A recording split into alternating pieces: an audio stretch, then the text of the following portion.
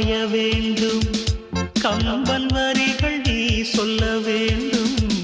உன்னை கட்டிக்கொண்டு தூங்க வேண்டும் உந்தல் விரல் தலை கோரிட வேண்டும் கையோடு இதம் காண வேண்டும் கண்ணீரில்